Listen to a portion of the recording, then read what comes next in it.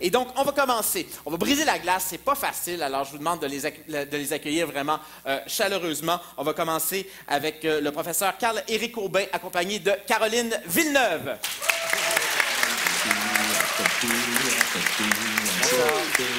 Bonsoir.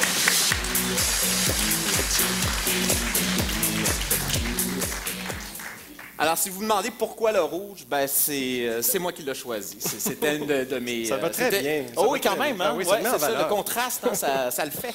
Ça le fait. Alors, Carl-Éric Aubin, bonsoir. Bonsoir, Geneviève. Eh bien, on va... pardon, Caroline, ça commence bien, cette affaire-là. C'est le fauteuil, c'est le fauteuil.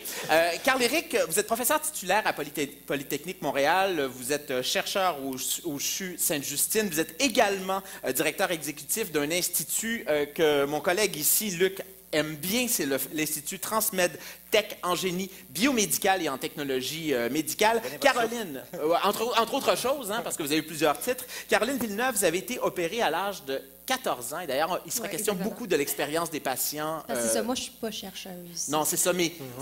Si on voit mon âge, ça paraît. Moi, je suis la patiente. Je suis la seule civile sur le panel en ce moment. Mais je tenais à le mentionner. Mais cela dit, il sera beaucoup question de cette espèce de lien, de retour de plus en plus important en recherche aussi, et de ce lien très fécond qui se tisse entre les patients et les chercheurs. Et dans votre cas, ça a été assez fondamental, je pense même dans votre vie, Caroline, hein, parce que... Ben oui, il y a l'expérience un peu patient directement pendant les différentes interventions, mais la vie ne s'arrête pas à l'intervention même. Il y a tout ce qui est la convalescence par la suite, puis l'opération, le titre de patience, ça nous suit le restant de notre vie. Je me considère encore patiente, post-patiente ou ex-patiente, mais future patiente de peut-être d'autres cas aussi, puis c'est quelque chose qui fait partie de mon histoire pendant le restant de ma vie, une scoliose. Vous avez l'impression d'avoir contribué à la recherche, là, dans votre, oui, absolument.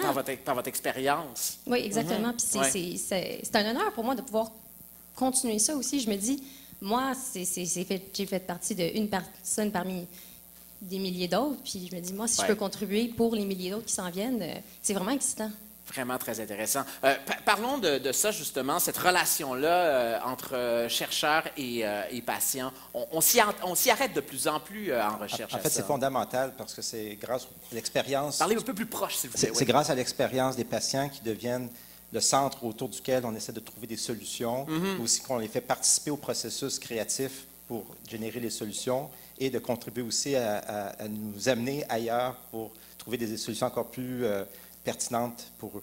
J'aime beaucoup le mot que vous avez employé, le processus créatif, hein, parce qu'on a l'impression des fois que la science, ça peut être quelque chose d'un peu aride, où on a des protocoles qui sont déjà prévus et qu'on suit vraiment à la lettre. Mais dans le cas, d'ailleurs, on va le voir avec ces appareils, on y reviendra tout à l'heure, parce qu'ils sont juste derrière vous, là, ces appareils que vous avez littéralement co-créés, on peut le dire ensemble. Comment on appelle ça d'ailleurs? En fait, ce sont des orthèses, des implants, des instrumentations chirurgicales, mais ça, on va y venir. Oui. Mais avant toute chose, on va commencer avec un appel vers le public. Et donc, je vous passe le micro, mon cher Luc, avec la première question de la soirée. On se pose tous la question, bon, on parle de scoliose. Alors, première question. Alors, combien d'enfants sont touchés par cette déformation de la colonne vertébrale appelée la scoliose idiopathique? Alors, est-ce que c'est seulement 2 à 4 enfants sur 10 000, 2 à 4 enfants sur 1000, 2 à 4 enfants sur 100 ou 2 à 4 enfants sur 10? C'est à vous, mesdames, messieurs, avec votre voteuse. On est à 137 votes, 149. Alors, on a franchi le 160 votes. On espère que c'est pas beaucoup, là. On espère que c'est pas beaucoup.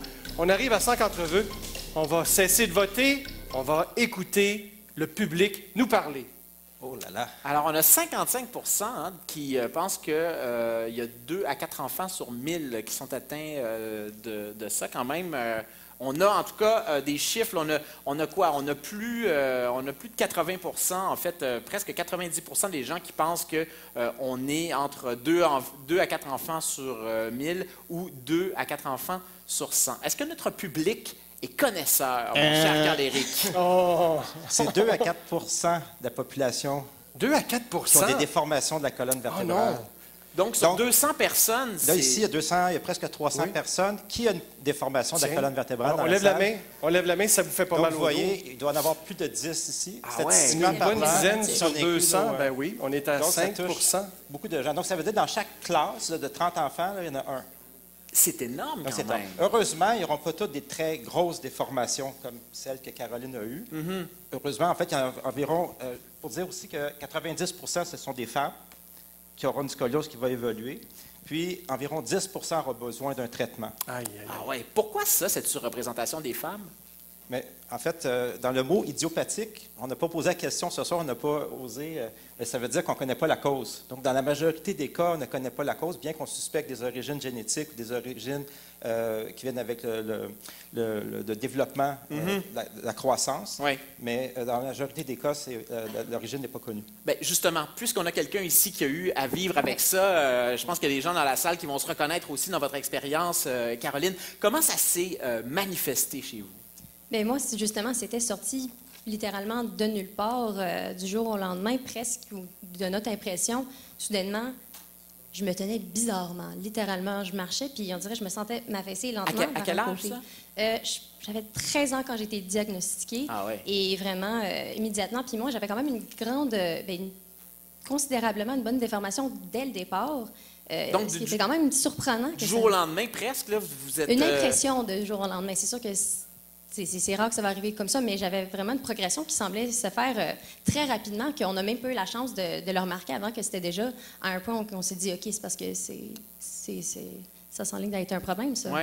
Mais quand ça commence à se manifester, comment on vit? Ça doit être assez terrible, là, ces premières manifestations-là. On doit penser à peu près à des choses mais c'est ça fait peur sur le coup. Incroyable. Je me rappelle vraiment les premières fois où ma mère elle semblait dire, il me semble qu'il y a quelque chose qui est bizarre. Puis on dirait que c'est comme à partir de ce moment-là que j'ai commencé à avoir mal. Ah ouais. Puis moi, c'était vraiment ça qui m'a suivi tout le long, c'est que j'avais mal. À 13 ans? Oui, j'avais mal au dos, j'avais mal de la façon que je me tenais, je me sentais mal dans mon corps. Puis au-delà de juste de l'aspect esthétique puis de l'apparence, c'est que j'étais pas bien dans ma peau. On dirait que j'étais là, puis mon corps, qui est supposé grandir, est en train de tourner en rond. Ah ouais. Puis c'est se dire, OK, mais c'est parce que j'ai pas demandé ça, moi. J'essaie d'être une adolescente qui s'en fait pour les problèmes d'adolescente. J'ai pas demandé à ça, moi. Et donc, comment se fait votre rencontre? Comment vous en arrivez à rencontrer Carl-Éric? Bien, moi, c'est sûr que j'ai commencé par le traitement de base, qui est le corset, qui est souvent le premier traitement quand la déformation est quand même assez présente. Mm-hmm. Et moi, ça a été vraiment la première fois la première solution qu'on a voulu essayer, parce que généralement, c'est sûr que c'est ce qui est le moins invasif. Mm-hmm. Donc, c'est avec ça que j'ai commencé. Moi, je l'ai porté pendant 9 mois, justement, un bel exemple de ce que ça peut avoir l'air. Voyons donc.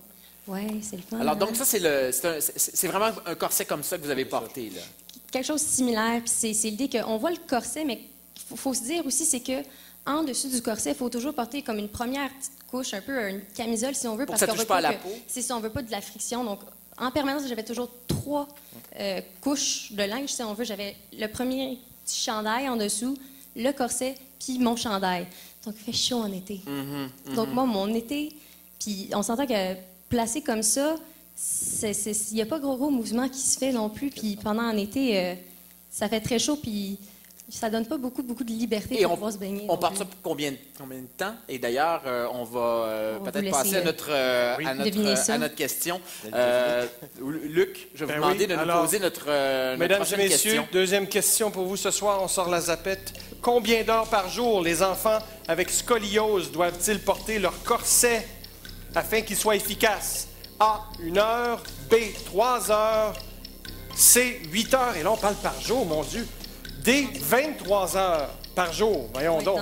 Alors on vote, mesdames et messieurs, 150 réponses. On est rendu à 177, 180 réponses. On ferme le vote. Mesdames et messieurs, qu'est-ce qu'on a voté? 23 heures par jour. J'espère que vous n'avez pas raison. Non. Ils n'ont pas tort. Ils ont raison. Donc, 60% des gens auraient... C'est long dans la journée. 23 heures par jour. Ouais. Donc, le reste, c'est se doucher.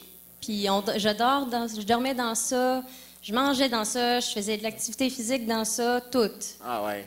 Pendant combien de temps?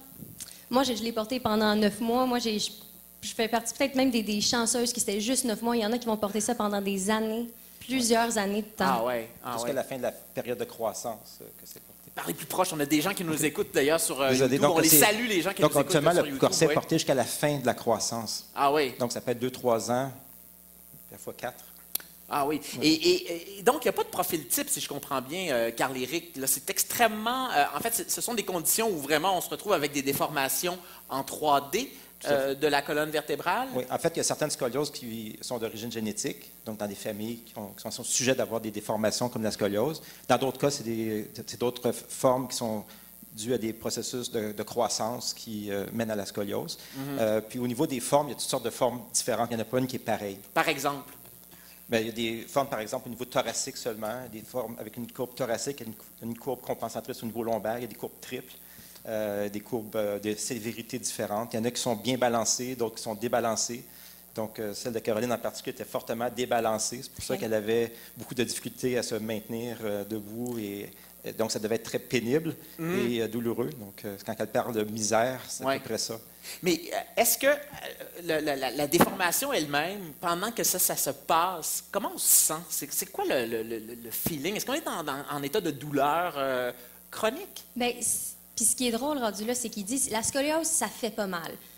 Oui et non, dans le sens que la colonne elle-même a pas mal, mais c'est le corps qui réagit à la scoliose rendu là qui a mal. Surtout dans mon cas où j'avais une déformation plus en forme de C, si on veut. Donc moi, je m'affaissais lentement mais sûrement mes côtes, puis mon hanche, ça se rapprochait. Donc j'ai passé ma journée un peu sur le côté. Et donc les c'est sûr organes que, oui, se compressent se aussi, on peut compressent, penser puis ça. Ouais. j'ai juste pas de posture. Donc moi, à l'école, j'essayais de passer ma journée à manuellement me retenir assis. Rendu à la fin de la journée, après être assis pendant 6-8 heures sur un siège, je revenais à la maison, puis je me couchais sur le dos, puis je me sentais comme fondre dans le divan. Puis je me disais, j'ai mal partout. J'ai mal aux épaules, j'ai mal au bas du dos, j'ai mal aux jambes, rendu là, j'ai mal partout. Parce que le corps, il essaie de tenir quelque chose qui n'est pas supposé de tenir. Oui, oui. Carl-Éric, comment justement, on reçoit une patiente comme Caroline. Comment se déroule le processus entre le moment où on la reçoit et le moment où elle repart avec son corset? En fait, tu me demandes de résumer 15 ans de travail ou Oui. 20 ans de travaux Ben voilà, pour en c'est arriver à ça. exactement l'idée de Donc, l'entrevue dans le fond, c'est ce quoi le soir. rôle de l'ingénieur dans l'affaire? Parce que moi, je ne suis pas médecin, je suis ingénieur. Donc, moi, mon rôle, c'est de développer des solutions pour justement adresser des problématiques comme celle de Caroline. Puis moi, mon travail, ça a été de modéliser sur ordinateur, de simuler le corps humain, puis de simuler là-dessus le mode de fonctionnement du corset afin de l'optimiser. Donc, les outils numériques qu'on a développés permettent de prendre un corset comme celui que vous avez vu, puis d'arriver comme vous pouvez voir sur l'écran en haut, on peut simuler sur ordinateur l'effet d'un corset. Puis, comme ça prend que quelques minutes à simuler, on peut en refaire des milliers comme ça, puis trouver la meilleure forme possible de corset. On peut après ça l'alléger le plus possible. Puis le corset que vous avez vu au départ, on est capable d'avoir des corsets 20 à 25 plus efficaces avec moins de 50 du matériau qu'on avait au départ. Donc, le corset devient extrêmement léger, plein d'ouvertures. Donc ça en est une de nouvelle génération, on peut le dire comme ça? Beaucoup plus confortable parce qu'il épouse très, très finement la courbe du patient, mais avec beaucoup d'aération. Donc, c'est ça qui est un peu ce qu'on fait, nous, comme travail, c'est d'arriver avec des solutions technologiques pour pouvoir rendre les corsets plus efficaces et, du coup, également plus confortables pour les enfants. Donc, Caroline, vous ne l'avez pas connue, cette nouvelle génération-là? Non, c'est ça. Justement, moi, c'est depuis moi que c'est sorti, parce que ça fait quand même presque 9 ans que j'ai eu, 9-10 ans que j'ai eu à porter un corset. Donc, depuis, on voit que ça a beaucoup évolué. Mais ça doit être quand même assez complexe. Vous dites qu'on a des modèles informatiques qui sont capables de nous montrer comment le corset va rétablir une courbe optimale de la colonne vertébrale. N'empêche, il n'y a pas deux personnes pareilles. Les muscles ne sont jamais organisés de la même manière autour des vertèbres et tout ça. Il y a quand même une différence entre les modèles et la réalité. Donc, le modèle est personnalisé, c'est-à-dire qu'on part d'un scan de surface du patient, on part de ses radiographies qu'on reconstruit en 3 dimensions. Basé sur des estimés qu'on fait de la flexibilité du patient, on met ça dans notre modèle. Donc, je ferai grâce des équations ce soir. Il n'y a pas de quiz sur les équations, mais nous, on met ça en équation pour prendre en compte la rigidité des tissus osseux, les disques intervertébraux, les muscles, etc. Moi, je ne sais pas, j'aime ça, les équations. Hein. Ah, mais je sais. On ne va pas partir des équations qu'il y a sur son veston, sinon ça risque de ne pas fonctionner. Non, il ne faudrait pas. Et donc, vous avez, il y a une personnalisation là, de ces choses-là. Donc, vous êtes capable, d'une certaine manière, de comprendre quelles sont les forces musculo-squelettiques qui s'exercent sur un patient précis. Tout à fait. Donc, l'objectif du modèle, c'est de simuler les interactions entre le corset et le corps du patient. Donc, avec ça, on peut calculer la correction apportée par le corset de la même façon que les pressions qui sont exercées par le corps. Donc, je pourrais avoir quelque chose d'optimal. On va en parler tantôt d'optimisation avec mes collègues.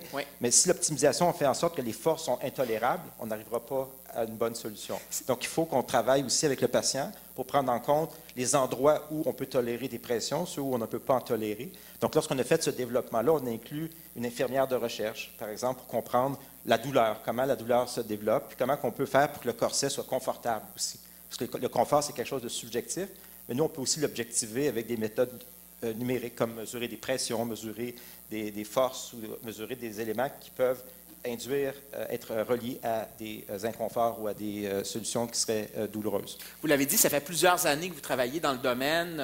Qu'est-ce qui a changé dans la science de la création de ces appareils-là depuis que vous avez commencé à travailler là-dedans? Mais au début, on faisait un plâtre, et avec le plâtre, à l'œil, on essayait d'identifier les endroits où on devait manuellement appliquer des pressions. C'était littéralement la mitaine. Oui. Comme on dit. Alors que maintenant, on prend un scanner laser ou un scanner optique pour aller chercher la forme du tronc. On peut modéliser en 3D. On peut imprimer maintenant, à l'aide d'un imprimé en 3D, les corsets. Comme ça, ici, ça a été imprimé avec une... Non, ça n'a pas été imprimé. Ça a été thermoformé, avec une plaque de plastique. Mais maintenant, on a des étudiants, ceux qui étaient... vous avez passé à l'avant, vous avez vu des étudiants qui étaient en train d'imprimer des vertèbres. Mais on imprime aussi des corsets. L'objectif avec ça, c'est de jouer sur les matériaux, sur le nombre de trous, pour avoir quelque chose de plus optimal encore.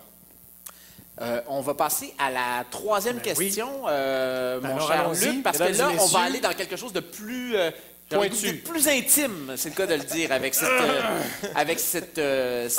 morceau. À quoi sert, pour cette question, à quoi sert l'objet suivant? Non, ça, Est-ce que ça sert comme implant?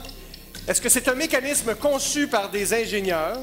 Est-ce que c'est une vis pour ancrer des tiges sur une colonne vertébrale? Est-ce que Caroline en a plus de 20 dans son corps? Est-ce que c'est toutes ces réponses? Mesdames et messieurs, on est rendu à 180 votes. On écoute la réponse du public, Mathieu.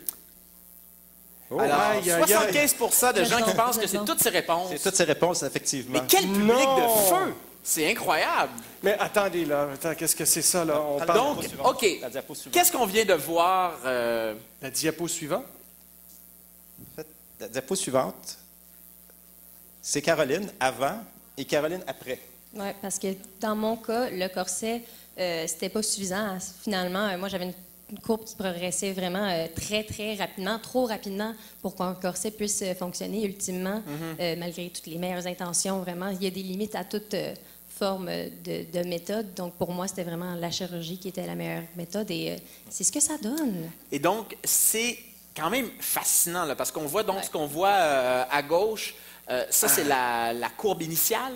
Donc, c'est la courbe finale, vraiment préopératoire, vraiment. Ils prennent pas mal la dernière minute, là, vraiment la journée avant la chirurgie ou dans les quelques temps avant. Est-ce que cette courbe-là, c'était la courbe maximale que vous avez eue ou bien elle a déjà été plus prononcée? Moi, c'était vraiment comme ma courbe maximale, mais vraiment, puis l'image, on la voit ici en 2 dimensions, mais il faut dire aussi, scoliose, c'est en 3 dimensions. Moi, je me penchais vers l'avant, puis j'avais les côtes qui étaient comme ça.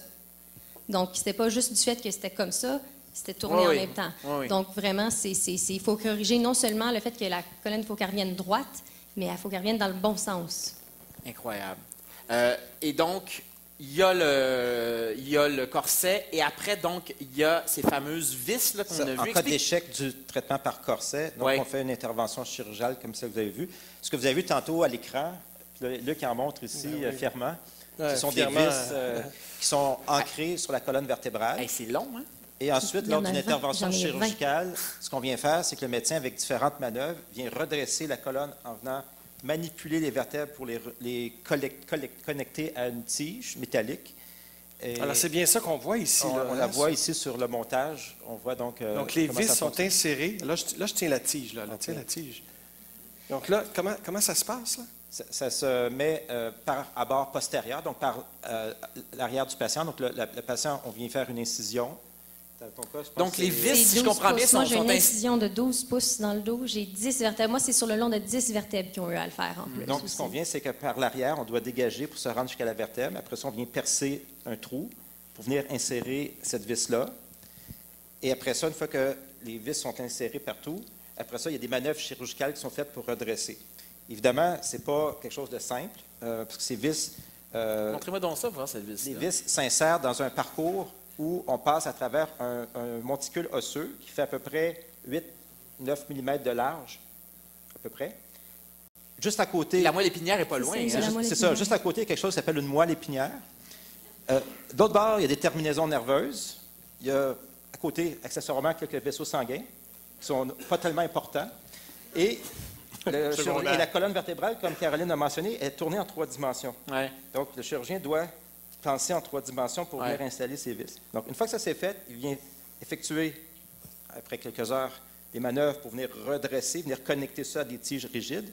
Mais bien que ce soit un fameux montage d'ingénierie, il n'y a aucune structure d'ingénierie qui peut résister le nombre de cycles qu'il y a dans un corps humain dans une vie. Donc, ce qu'on vient faire, c'est qu'on vient faire une fusion entre les os. Donc, c'est comme quand vous avez une fracture, la fusion vient faire que les os vont venir se souder. Donc, ce qu'on fait, c'est qu'on vient souder les vertèbres ensemble par une greffe osseuse. Donc, après quelques mois, la greffe osseuse va reprendre et les vertèbres vont devenir un seul os. Et la structure métallique, dans le fond, sert uniquement à maintenir en place la colonne le temps que la greffe osseuse puisse prendre. Et après ça, c'est l'os. L'os est un matériau vivant, un matériau d'ingénierie extraordinaire qui a été optimisé sur des millions d'années, qui permet de se régénérer tous les jours et de se maintenir en bonne santé. Comment on se sent à la fin de ce processus, en fait, de ce premier processus-là, après l'opération, quand on a retrouvé notre droiture, on peut le dire comme ça? Oui, mais littéralement, puis on s'entend en ayant une courbe, ça veut dire que quand on la redresse, on prend en hauteur aussi. Donc moi, je me suis réveillée, puis soudainement, j'avais un pouce de plus. Puis moi, c'était quand même petit, si on veut. Je connais du monde, des fois, ils se réveillent, puis c'est jusqu'à 3 pouces des fois. Donc, on se sent plus grand tout d'un coup, littéralement. Pas juste parce qu'on est plus raide tout d'un coup, mais on est littéralement plus grand. Mais l'opération en elle-même, ça doit être douloureux, là. Vous avez 20 vis dans le dos, là. C'est surprenant, mais moi, ça a été tellement une énorme libération dès le départ. J'avais tellement mal avant que même en directement post-opératoire, j'avais moins mal que ce que j'avais avant. Donc, j'étais à l'hôpital, j'étais branchée de partout, j'avais de la morphine, mais je pouvais dire... c'est moins pire que ce que c'était. Malgré tout. Donc, dans mon cas, il y en a que des fois, ça va être similaire ou ça va être différent, puis ça dépend avec le temps par la suite. Mais moi, ça a été vraiment une libération instantanée. Je voyais les médecins qui passaient, puis je me dis, finalement, je suis bien. En fait, debout, combien de temps après, finalement?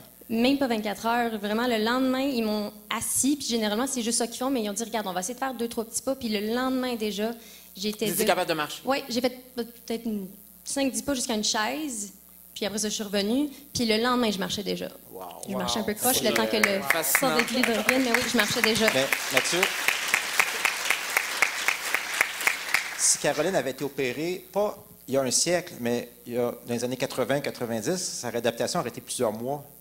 Ce qu'on ne réalise pas, c'est que tous les progrès qu'on a faits en même pas 20 quelques années ont permis d'améliorer de façon significative. Et c'est pas fini, hein, parce que là, on a vu les fameuses tiges, parce que là, ce sont des tiges qui sont assez rigides. Là. Si vous pouvez peut-être voir à la fin de la soirée, si vous voulez venir, je pense qu'on vous montrera donc cette colonne avec les tiges. Mais là, le futur, Carl-Éric, il est encore, je dirais, plus souple que ça. Là, parce qu'on va passer des tiges au Il y a 2 choses. D'abord, ce que vous voyez sur l'écran en ce moment, ce sont des simulations qu'on fait pour essayer d'optimiser son intervention. Parce qu'aujourd'hui, cette intervention-là est faite quand même de façon relativement empirique. C'est-à-dire que le chirurgien doit estimer l'endroit où placer ses implants pour avoir la meilleure correction possible. Donc, aujourd'hui, si on demande à plusieurs chirurgiens de faire l'opération, vous allez avoir toutes des réponses différentes. Donc, nous, ce qu'on vient, c'est essayer de trouver c'est quoi l'optimal nombre de vis à mettre pour avoir la correction. À la diapo suivante, c'est en fait le futur. Donc, aujourd'hui, Caroline a le dos barré, c'est-à-dire qu'elle a littéralement aucune flexibilité sur la partie instrumentée. Donc, les chirurgiens, eux, ce qu'ils font, c'est qu'ils disent, on va essayer d'instrumenter le moins possible de niveau, mais si on n'en instrumente pas assez, mais ça va se poursuivre. Donc, il faut trouver le bon équilibre. Le futur, c'est quoi? C'est d'essayer de remplacer ces tiges-là par d'autres choses qui vont permettre de déjouer la croissance pour essayer de prendre la croissance qui reste pour moduler, reshaper la forme des vertèbres pour corriger la colonne vertébrale. Donc, on se sert de la poussée mécanique de la croissance pour redresser la... Oui. Donc, la façon que ça se fait, c'est qu'on va installer sur le côté de la colonne vertébrale des ancrages avec des vis, comme on a vu. Ça, on ne s'en sort pas. Mais à la place, on va remplacer la tige par des câbles qui vont être mis en compression. On va comprimer la côté qui est à droite de la colonne, donc la côté convexe. Et ça va exercer une force. Puis l'autre côté, ça va ouvrir. Et sur les vertèbres, il y a des plaques de croissance qui, lorsqu'on exerce ces forces-là, vont ralentir leur croissance. De l'autre côté, ça va croître plus rapidement et tranquillement venir corriger la colonne vertébrale. On fait souvent l'analogie à l'orthodontie. Ouais. Quand on met des broches, ce qu'on fait, c'est qu'on applique une force, puis quelques mois plus tard, on voit les dents qui commencent à bouger. Mais c'est un petit peu le même principe. Ces câbles-là, sous tension, viennent contrôler la croissance tranquillement pour que ça vienne se corriger. Puis nous, ce qu'on fait en ingénierie, c'est de simuler sur ordinateur les processus de correction, mais également de croissance dans le temps, puis de prédire qu'est-ce qui va se passer dans 1 an, dans 2 ans, dans 3 ans, pour ajuster la tension dans le câble, les niveaux des vertèbres, pour trouver la meilleure adéquation possible pour que la chirurgie soit le plus optimale possible. Wow! Écoutez, je pense que les gens ici qui ont vécu ça, les scolioses, vous, Caroline, c'est quelque chose qu'on peut vraiment voir comme des avancées majeures là, dans ce domaine-là. On est aux frontières de l'ingénierie, de l'orthopédie. C'est vraiment là, plusieurs sciences donc, qui se rejoignent dans votre travail. Et on pourrait dire aussi vraiment le travail humain. Parce que vous travaillez vraiment de manière extrêmement proche des patients. Ce qui est important de ce que tu dis, c'est vraiment un travail interdisciplinaire. J'ai plusieurs collègues, il y en a quelques-uns ici, d'autres à Sainte-Justine, à l'hôpital. C'est des médecins, c'est des ingénieurs, c'est des mécanobiologistes, c'est des gens en biologie, c'est des gens de différentes disciplines qui, ensemble, arrivent à des solutions comme celle-là. Bien, vous avez cassé la glace de brillante manière. Merci beaucoup, Caroline. On les applaudit bien fort, et Carl-Éric Aubin. Merci. Merci. Je vais vous demander de vous déplacer. Wow! Franchement, c'est impressionnant, cette chose. Et je peux vous dire que ces vis-là, elles sont longues. Hein. Vous viendrez les voir à la fin. C'est quoi? C'est du titane, ça? C'est soit titane ou en acier inoxydable ou en cobachrome. Il y a 3-4 alliages qui sont biocompatibles. C'est quand même assez impressionnant.